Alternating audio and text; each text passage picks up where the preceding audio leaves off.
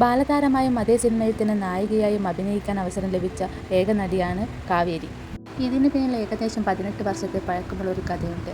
2004 രാജീവ് അഞ്ചൽ സംവിധാനം ചെയ്ത made in USA എന്ന ചിത്രം ഒരുപക്ഷേ നമ്മളിൽ പലരും കണ്ടിട്ടുണ്ടാകും.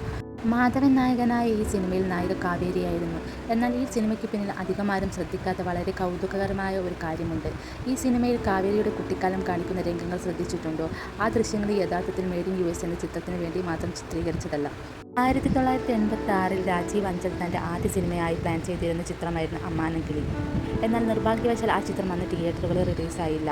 വർഷങ്ങൾക്കിപ്പുറം 2004 മേഡ് ഇൻ USA എടുത്തപ്പോൾ കഥാസന്ദർഭത്തിന് അനുയോജ്യമായ രീതിയിൽ അമ്മാനം കിളിക്ക് വേണ്ടി ചിത്രീകരിച്ച കാവേരിയുടെ കുട്ടിക്കാലത്തെ മനോഹരമായ ദൃശ്യങ്ങൾ രാജീവ് അഞ്ചൽ ഈ സിനിമയിൽ ഉപയോഗിക്കുകയായിരുന്നു.